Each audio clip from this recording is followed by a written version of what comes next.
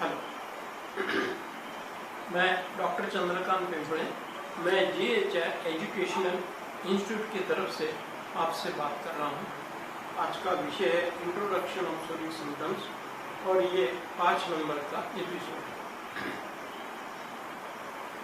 ये जैसे पिछले एपिसोड में मैंने आपको ये बताया कि डिसीज का मतलब डॉक्टर हनीमान के दृष्टिकोण से अ ग्रुप ऑफ सोरिक सिम्टम्स, कुछ सोरिक सिम्टम्स का ग्रुप तैयार किया जाए तो उसको डिसीज बोला जाएगा। और डॉक्टर हनीमान इनका काम एक्यूरेंसी के ऊपर जो है, एस्टिमेट सिम्टम्स के ऊपर जो है, कुछ सिम्टम दिए है जिसके ऊपर से डायग्नोसिस किया जाता है। एलोपैथी इस बात को बहुत बड़ा महत्व देती है। डायग्नोसिस ये शब्द उनका है, वो बोलते हैं कि आपको रोगों बीमारी का नाम मालूम होना चाहिए, मगर ये मालूम होने के बावजूद भी रास्ता नहीं मिलता। नाम मालूम है, लक्षण उसके मालूम है, फिर भी रास्ता नहीं मिलता। इससे बड़ी ट्रेजेडी और इस बात की हुई है। जैसे फॉर एग्जांपल पार्किंसन डिसीज है। अब ये पार्किंसन डिसीज, ये पार्किंसन के नाम से ये डिसीज फेमस है। अब इस डिसीज के अंदर अलग अलग प्रकार के सिम्टम्स हैं, मगर ये सिम्टम्स को ध्यान में लेते हुए डिसीज का वर्णन करने के बावजूद भी हाथ में कुछ नहीं मिलता। वो सारे सिम्टम्स ध्यान में आते हैं, मगर प्रैक्टिकल में उसको अप्लाई करने के समय अलग अलग प्रॉब्लम्स तैयार होती हैं। जैसे डायबिटीज है। डायबिटीज कुछ उनकी जो व्याख्या जो एलोपैथी की है वो ऐसी बंधी हुई व्याख्या है, और प्रैक्टिकल में वो व्याख्या बहुत जगहों पर सूट भी नहीं होती। और बहुत सारे सिम्टम्स डायबिटीज के डायग्नोसिस करने के जो भी सिम्टम्स है, कुछ जगहों पर सूट होते हैं तो कुछ जगहों पर वो सूट नहीं होते। वो बहुत जगह पर कंफ्यूजन भी निर्माण करते हैं। अगर ऐसी बात है तो इन बातों का फायदा क्या है? डॉक्टर हनीमान का ये सोचना है कि वही चीज आप काम करो, उसी चीज को हाथ में लेके काम करो जिसके वजह से आपको पूर्ण फायदा मिले, और जिस काम के वजह से आपके काम में गणित हो, एक्यूरेंसी हो। ये डॉक्टर हनीमान इनका दृष्टिकोण है। मगर एलोपैथिक का जो दृष्टिकोण है वो अलग है, और बहुत जगह पर वो कमजोर गिर जाता है। मैं उसको गलत है ये शब्द में वर्णन नहीं करना चाहता, मगर बहुत जगह पर वो कमजोर हो जाता है। अब मैं आपको और एक दो उदाहरण बताऊंगा। जैसे कुछ पेशेंट को दर्द होता है पैरों के तलवों में, और वो उस पेशेंट ने डॉक्टर को कंप्लेंट की कि मुझे पैर में दर्द के जैसा लग रहा, चमक के जैसा लगा। तो डॉक्टर उसको स्टेटमेंट देते हैं, एलोपैथिक डॉक्टर स्टेटमेंट देते हैं, ये तो आपको डायबिटीज है तो ये न्यूरोपैथिक कंप्लेंट है। अब ये ऐसे आपको यानी दूसरी भाषा में इस प्रकार के न्यूरोपैथिक नर्वस सिस्टम के डिसऑर्डर की वजह से कुछ आपके अंदर सिम्टम्स तैयार होते हैं। ये आपका भ्रम है, एक्चुअली वो कुछ नहीं। अब उसको सेंसेशन हो रही है, मगर उसको ये बताया जाता है कि ये तुम्हारा भ्रम है।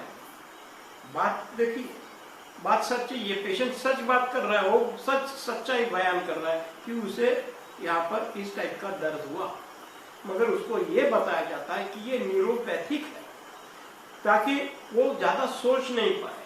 बहुत बार पेशेंट को इस ढंग से बताया जाता है कि वो लक्षण बता न सके। बहुत सारे डॉक्टर खामोश रहते, आपने देखा होगा, वो बात करना नहीं चाहते। क्यों, क्या वजह है? पेशेंट उनके सामने दिल खोल के बात भी नहीं कर पाता, बिल्कुल गुमसुम चेहरा, और ऐसा रवैया कि सामने वाला आदमी सिकुड़ जाए, उसकी चेतना सिकुड़ जाती है डॉक्टर के सामने। क्यों? डॉक्टर हनीमान आपको अलग दृष्टि देना चाहते हैं। वो चाहते हैं आपके काम में एक्यूरेंसी हो, आपको आपके पास में हर सवाल का सही ढंग का जवाब हो। ये डॉक्टर हनीमान इनकी चाहत है। अब डॉक्टर हनीमान ये कहते हैं कि आपको सोरिक सिम्टम्स का ग्रुप आप लो और उस ढंग से पेशेंट का विचार करो, या आप कुछ सोरिक सिम्टम ध्यान में लेते हुए पेशेंट के बारे में सोच सकते हैं। जैसे कुछ पेशेंट के अंदर आपको कुछ सोरिक सिम्टम मिले तो आप उसका सही ढंग का डायग्नोसिस कर सकते हैं। आप दूसरी भाषा में ऐसा मैं आपको बोलता हूँ कि आप ऐसा भी बोल सकते हैं कि इस पेशेंट के अंदर अस्थमा के 60% सिम्टम्स है और 20% डायबिटीज के है, या 70% अस्थमा के है और 10% हार्ट के सिम्टम्स है। आप इस ढंग से उसका वर्णन कर सकते हो। आप जो भी वर्णन कर सकते हो उसको आप गणित के रूप से आप उसको देख सकते हो। महत्वपूर्ण बात है कि आप गणित के रूप से उसके बारे में सोच सकते हो। आप पेशेंट के जो पेशेंट ने बताए लक्षण, इसको आप गणित के हिसाब से उनके आंकड़े आप लिख सकते हो और आपने जो देखे हुए जो सिम्टम्स है उसके आंकड़े आप केस पेपर पर लिख सकते हो। इतनी एक्यूरेंसी आपके काम में है तो आप सोचो आपका काम कितना एक्यूरेट है। अब मैं दूसरी भाषा में ये बात करना चाहता हूँ कि डॉक्टर हनीमान इन्होंने आपके लिए खजीना रखा है। खजीना यानी बहुत बड़ा ट्रेजर रखा है आपके लिए, बहुत बड़ी संपत्ति रखी है। मगर हम लोग इतने गरीब हैं कि हमको ये मालूम नहीं कि हमारे गुरु ने हमारे लिए क्या छोड़ा है। हम इस बात के इधर अनजान है क्योंकि हम ये नहीं चाहते कि डॉक्टर हनीमान इन्होंने हमारे के लिए क्या रखा है। बहुत बड़ी स्टेट रखी है हमारे लिए, मगर फिर भी हम गरीब हैं। हम दूसरे डॉक्टर के पास जाते हैं, उनके सलाह पूछने जाते हैं, मगर हम डॉक्टर हनीमान के ढंग से विचार नहीं कर पाते। क्यों? क्योंकि हमारे पास में उनकी पूरी टेक्निक नहीं है। हमको रेपर्टरी हाथ में दी गई, मगर डॉक्टर हनीमान ये रेपर्टरी का सख्त विरोध करते हैं। मगर बहुत सारा बातों में पॉलिटिक्स खेला गया और डॉक्टर हनीमान के ऊपर बहुत सारे गलत बातें रखी गई। मैं एक एक बात का जवाब दूंगा। तो कहने का दृष्टिकोण यह है कि डॉक्टर हनीमान उनका काम एक्यूरेंसी का है, रेपर्टरी का काम एक्यूरेंसी का नहीं है। रेपर्टरी से आप बहुत जगह पर आप भटक सकते हो, मगर डॉक्टर हनीमान के एंटीसोरिक टेक्निक में आपको भटकने का कोई भी चांस नहीं। जो भी व्यवहार है क्लियर कट है। तो इस प्रकार की बात है। मगर अभी एक थोड़ा अलग से हम इसके बारे में चिंतन करें तो हमको कुछ बातें ध्यान में आ जाएंगी कि डॉक्टर हनीमान इन्होंने जो सोरिक सिम्टम दिए वो लक्षण, हमारे पास का जो नॉलेज है, हमारे पास का नॉलेज ऑफ डिसीज जो है, हमारे पास का जो पैथोलॉजी का जो नॉलेज है, एनाटॉमी का नॉलेज है, फिजियोलॉजी का नॉलेज है, ये सारा नॉलेज डॉक्टर हनीमान के सोरिक सिम्टम्स को समझने के लिए पूर्ण रूप से समर्थ नहीं है।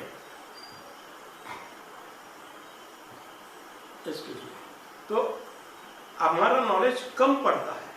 अगर हम सोचते हैं कि ये ऐसा है, मगर वो वस्तु स्थिति में हम उस बात को समझ नहीं पाते। हमारे पास की फिजियोलॉजी डॉक्टर हनीमान के सिम्टम्स को समझ नहीं पाती। हमारे पास की एनाटॉमी कम पड़ती है, हमारे पास का नॉलेज ऑफ डिसीज कम पड़ता है, पैथोलॉजी कम पड़ती है। कुछ जगह पर हमको सही हिसाब ध्यान में आ जाता है, मगर कुछ जगह पर उसका हिसाब बराबर नहीं होता। जैसे फॉर एग्जांपल ये है कि जैसे एक सिम्टम्स बताता हूँ, एक यूरिन के बारे में सिम्टम्स है कि जहाँ पर पीले रंग की यूरिन होती है या उस एक शॉर्ट ऑर्डर यूरिन का रहता है, एक तीव्र प्रकार का दुर्गंध रहता है। तो इसमें पैथोलॉजिकल इन्वेस्टिगेशन बहुत बड़े प्रमाण में है, मगर हम उसको सही ढंग से समझ नहीं सकते। उसको समझने के लिए हमको अलग अलग पैथोलॉजी के टर्मोलॉजी से गुजरना पड़ता है। मगर डॉक्टर हनीमान के सोरिक सिम्टम्स को अगर हम ध्यान में लेते हुए सोचते हैं तो हम बराबर सही ढंग का जजमेंट ले सकते हैं। हमारा सबसे बड़ा एक महत्वपूर्ण बात है कि हम जजमेंट ले पाए, मगर डॉक्टर जजमेंट नहीं ले पाते। वो पैथोलॉजी के टर्मोलॉजी से बात कर रहे। डॉक्टर लोग ये बोलते कि इनका कोलेस्ट्रॉल बढ़ गया, इनका कोलेस्ट्रॉल बढ़ गया, इनका ट्राइग्लिसराइड बढ़ गया, और उस ढंग से वो सोचते हैं। डॉक्टर हनीमान इस ढंग से नहीं सोचते। डॉक्टर हनीमान ये सोचते कि ठीक है, उनका कोलेस्ट्रॉल बढ़ गया, इस पेशेंट का सिम्टम्स कौन से निर्माण हुए, कौन कौन से सोरिक सिम्टम्स ये कोलेस्ट्रॉल ने निर्माण के, इस बात को डॉक्टर हनुमान डिस्कवर करते हैं। वो ढूंढ के निकालते कि इनके बातों के वजह से ये घटना घटी। तो आपको कोलेस्ट्रॉल, ट्राइग्लिसराइड, हीमोग्लोबिन इस ढंग से आपको देखना नहीं है, आपको सिम्टोमेटोलॉजी के दृष्टि से आपको डिसीज की इधर देखना है, पेशेंट की इधर देखना है। बहुत सारे डॉक्टर लोगों का ये प्रॉब्लम है। बहुत सारे डॉक्टर लोग मुझे फोन बात करते हैं, वो बोलते हैं कि हमको, हमारे पेशेंट को ये कंप्लेंट हुआ, हमारे पेशेंट को पार्किंसन डिसीज हुआ। कुछ दिन पहले एक डॉक्टर का फोन मुझे आया, उन्होंने बोला कि उनके पेशेंट को पार्किंसन डिसीज है, उनके पैर में ट्रिमर्स आ रहे हैं, थरथराहट उत्पन्न हो रही है, हम इसके लिए क्या करें। अब उनको क्या जवाब दें। उनका रवैया, उनका देखने का दृष्टिकोण है पार्किंसन डिसीज। अब पार्किंसन डिसीज के कुछ सिम्टम्स उस पेशेंट में होंगे जरूर, मगर उन सिम्टम्स की मदद से उनका पूरा काम नहीं होता। वो बहुत सारी जगहों पर कंफ्यूजन निर्माण होता है। वो सोचता है कि ये पेशेंट पार्किंसन डिसीज में इतने सिम्टम्स है, मगर ये पेशेंट में इतने नहीं है। इस पेशेंट में पार्किंसन डिसीज के 20% सिम्टम्स है, 30% सिम्टम्स है। वो इस मगर ये पार्किंसन इसको डिसीज कैसा बोला जाए, उसके मन में शक रहता है। वो ये सोचता है कि ये पार्किंसन डिसीज है या नहीं है, या मैं सही हूँ या गलत हूँ। एक उदाहरण के तौर पर मैंने बोला, तो ऐसे बहुत सारी बीमारियां हैं, बहुत सारे डिसीजेस है जिसमें डॉक्टर लोग खुद कंफ्यूज में रहते कि उनका डायग्नोसिस सही है या गलत है। फिर वो अलग अलग विधान करते हैं। वो बोलते हैं कि इसके वजह से ये ऐसा हो गया, इसके वजह से ऐसा हो गया, जैसा कुछ उनको सब कुछ मालूम है, मगर वास्तव में वैसा नहीं है। इसमें बहुत बड़ी गड़बड़ी है। अगर आप पेशेंट के साथ में रहते हो, पेशेंट के हर बात का अध्ययन करते हो, तो आपको ये बात क्लियर कट ध्यान में आ जाएंगी कि आप बहुत जगह पर अपने ही बुने हुए जाल में फंसते हो। आप खुद ही जाल बुनते हो और उसमें आप खुद फंसते हो। आप वो सिम्टोमेटोलॉजी आप यूज करते हो जिसकी वजह से आप कंफ्यूजन पैदा हो। आप बोलते कि कोलेस्ट्रॉल इतना होना चाहिए, ट्राइग्लिसराइड इतना होना चाहिए। आप अपने आप को बांध देते हो कुछ पॉइंट के ऊपर और आप उसी ढंग से सोचते हो, क्योंकि आपको वही बताया गया है।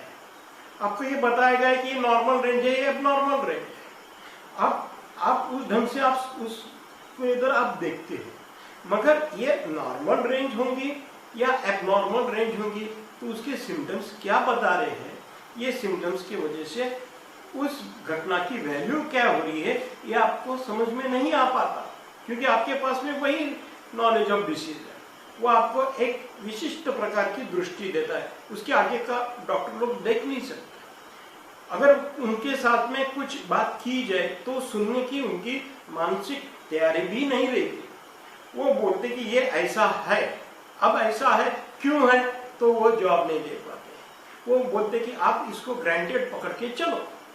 क्यों चले भाई, हमको सही ढंग का जवाब चाहिए, हमको जस्टिस चाहिए, हमको पेशेंट को जस्टिस देना है, हम देंगे कैसे। बहुत जगह पर उलझन पैदा हो जाती है। तो ये सारी उलझन आपको सोरिक सिम्टम्स के स्टडी की मदद से, उसके अभ्यास के द्वारा ये दूर हो सकती है। आपके काम में एक्यूरेसी आती है। मैं आपको ये बातें क्यों बोल रहा हूँ, मैं आपको ये बयान करना चाहता हूँ कि आपको आपकी ताकत मैं आपको बताना चाहता हूँ। होम्योपैथिक डॉक्टर को उसकी ताकत मैं बताना चाहता हूँ, उसकी एनर्जी के लेवल बताना चाहता हूँ, ये हकीकत बताना चाहता हूँ कि उसके पास क्या है। मगर अनफॉर्चुनेटली बात ऐसी कि उसको ये मालूम नहीं कि उसके पास कितना है। तो ऐसी बात है, वो नॉलेज ऑफ डिसीज के टेक्स्ट बुक में ढूंढता है, वो पैथोलॉजी में ढूंढता है। मगर सच्ची बात तो ये है कि उसके पास में ही डॉक्टर हनुमान ने पूर्ण रूप से उनका ट्रेजर दिया है। अब आपको ट्रेजर देखने का ढंग मालूम नहीं है, तो आप उस ट्रेजर को कैसे समझे। आपको मालूम नहीं है कि ये सोने की कीमत कितनी है, ये हीरा कितने का है, ये आपको मालूम नहीं है, तो आप उसका व्यवहार कैसा करेंगे, आप मुझे बताइए। आप बोलेंगे कि ये तो छोटा सा है, इसकी क्या कीमत होगी। मगर आपको अगर इस बात का वास्तविक स्वरूप ध्यान में आ जाए तो आप इसको कितना काम में ला सकते हो, ये बात सोचो। बहुत सारे डिसीजेस है, उसमें बहुत सारे सोरिक सिम्टम्स है, मगर उसको पहचानने की आपको दृष्टि चाहिए। हम लोग जो केस टेकिंग करते हैं, होम्योपैथिक डॉक्टर जो केस टेकिंग करता है वो केम के हिसाब से करता है। एक पहले फर्स्ट प्रिस्क्रिप्शन उनका सही ढंग का आता है, मगर सेकंड प्रिस्क्रिप्शन से दिक्कतें निर्माण होना चालू हो जाती है। फिर कॉम्प्लीमेंट्री मेडिसिन की तरफ देखना चालू हो जाता है। फिर वो किताब खोल के देखता है कि 12 ऑब्जर्वेशन क्या है, वो किताब खोल के देखता है कि सेकंड प्रिस्क्रिप्शन में कंडीशन क्या है, क्योंकि उनका सारा व्यवहार ये डाउटफुल है। और डॉक्टर हनीमैन का सारा व्यवहार ट्रांसपेरेंट है, हर चीज का हिसाब है। और इधर अगर आप देखेंगे तो यहाँ पर डाउटफुल हिसाब है। एलोपैथिक का जो डायमेंशन है बहुत जगह पर डाउटफुल है। मैं उनका विरोध नहीं कर रहा हूँ, मैं एलोपैथिक का विरोध नहीं कर रहा हूँ, मैं किसी का भी विरोध नहीं कर रहा हूँ, मगर मैं ये सच्चाई बताता हूँ कि ये व्यवहार डाउटफुल हो जाता है। और ये डाउटफुल होने की वजह से कितना बड़ा नुकसान होता है ये आप सोचिए। आपके पास में काबिलियत होने के बावजूद भी आपको क्या समझा जाता है। मैं दूसरे शब्दों में आपको मेरी बात करके मैं बताना चाहता हूँ। समझो, थोड़ी देर के लिए आप कल्पना कीजिए कि आप एक आधे जगह पर आप सर्विस करते हो और आपको 1 लाख रुपए का तनख्वाह है, महीने के आपको 1 लाख रुपए मिलते हैं। मगर कुछ संयोगवश या कुछ गलती के वश आपको 20,000 रुपए मिले और आपको ये कहा गया कि ये 20,000 की आपकी पगार है, और आपने उस बात को मान लिया। और उसके बाद में 30 साल बीते, 40 साल बीते, और बाद में आपको समझा दिया गया कि आपको आपको 1 लाख रुपए का पेमेंट है, मगर गलती से मिसप्रिंट से वो 20,000 रुपए लिखे गए। तो आप मुझे बताइए आपकी रिएक्शन क्या होंगी? आप ये बोलेंगे कि हमारी जिंदगी हर महीने के 20,000 रुपए के ऊपर गुजरी है, हमारे जिंदगी के सारे प्रॉब्लम 20,000 रुपए के बजट में हमने निकाले हैं, मगर हमारी तो पेमेंट तो 1 लाख रुपए की है।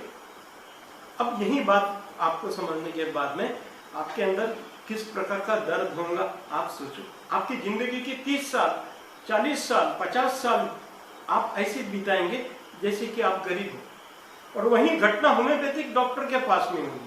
डॉक्टर हनीमैन, इन्होंने आपकी सुविधा 1 लाख की है, मगर आपके पास में मिल कहाँ रहा है? आपके पास में फिर उतना ही काम करो, फिर सेमिनार करो, कुछ सोचो समझो, ये बात आपके पास में।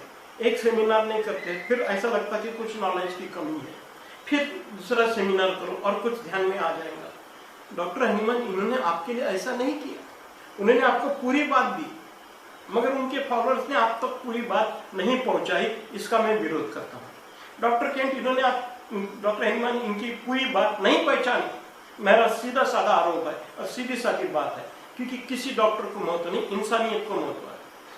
डॉक्टर सैमुअल हनीमैन की क्रॉनिक डिसीज की किताब डॉक्टर केंट के पास हाथ में नहीं आई थी क्या? आई थी। उन्होंने स्वरा के बारे में पढ़ा नहीं था क्या?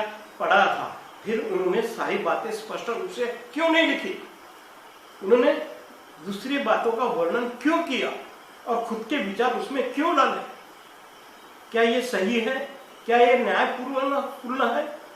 अब ये बात है। अतः ऐसी बहुत सारी बातें हुई, बहुत सारे अलग अलग प्रकार की विचारधाराएं डॉक्टर लोगों के दिमाग में उतारी गई, तो उसकी वजह से बहुत जगह पर कंफ्यूजन हो गया। अब ये कंफ्यूजन दूर करना कैसा? मेरे सामने ये बहुत बड़ी समस्या है। मैं रात दिन इसके बारे में सोचते रहा। फिर ये सोचने के बाद में मैंने डॉक्टर हनीमैन की हर एक एक्सपेक्टेशन से, हर एक अपेक्षा का मैंने विचार किया कि डॉक्टर हनीमैन चाहते क्या है। तब मेरे को ध्यान में ये आ गया कि बहुत सारी बातें हैं ये हमारे पास में अधूरी है, जो डॉक्टर, उसकी वजह से हम डॉक्टर सैमुअल हनीमैन की बात को पूर्ण रूप से ग्रहण नहीं कर पाते। डॉक्टर हनीमैन की गहराई हम पा नहीं सकते क्योंकि कुछ बातों की कमी है। ये मुझे ध्यान में आ गया। तो फिर मैंने इसके लिए एक सिस्टम तैयार की। ये मेरा रिसर्च है, ये आपको ये किसी भी किताब में नहीं मिलेगा, ये मेरा व्यक्तिगत रिसर्च है। मगर मेरा आपको कहना यह है कि आप इसको समझें, आप उसको उपयोग में लाएं, प्रैक्टिकल उसका अनुभव ले, उसकी यूटिलिटी को समझे, उसकी उपयोगिता को समझे, फिर उसको पूर्ण रूप से स्वीकार करें। ये मेरी आपसे रिक्वेस्ट है।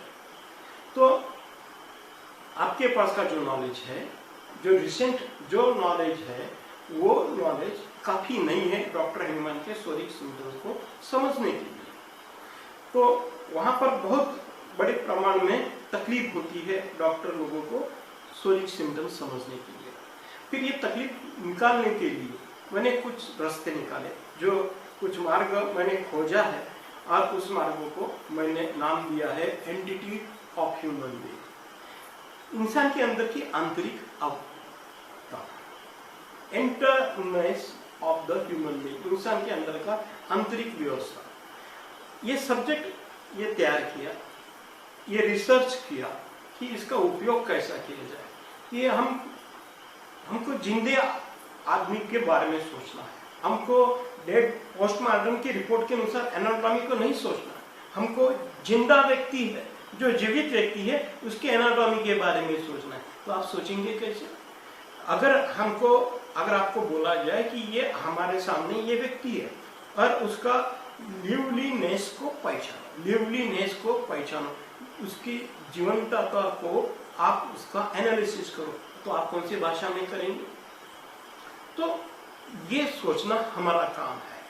हमको इस जीवंतता का स्टडी हमने किया है एंटिटी ऑफ ह्यूमन बीइंग में। एक बहुत बड़ा सब्जेक्ट है, मगर जैसे जैसे मैं आपको इस सब्जेक्ट के अंदर प्रवेश करवा दूंगा तो आपको उसकी गहराई ध्यान में आ जाएगी, और मुझे ऐसा लगता है कि आपको बहुत जगह पर उसकी आपको मदद मिलेगी।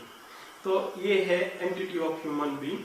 तो इसके बारे में मैं आपको हर जगह पर, हर पहलू पर मैं उसके बात करूंगा। ये सब्जेक्ट मैं आपको कंपैरिजन के लिए रखूंगा, मैं उसका कंपैरिजन करूंगा, और उसी के साथ में शोरिक सिम्टम्स का कंपैरिजन करूंगा, और उसी के साथ में इनसाइट का कंपैरिजन करूंगा, और एडमिनिस्ट्रेशन ऑफ डोजेस का भी कंपैरिजन करूंगा।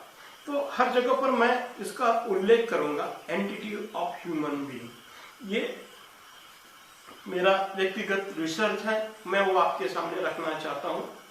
तो मैं आपको एक थोड़े से शब्दों में आपको मैं रूपरेखा उसकी देना चाहता हूं कि हमको वो दृष्टि चाहिए, हमको वो सोच चाहिए कि अपने अंदर की इंटरनल इकोनॉमी की, अपने अंदर की व्यवस्था समझ में आ जाए।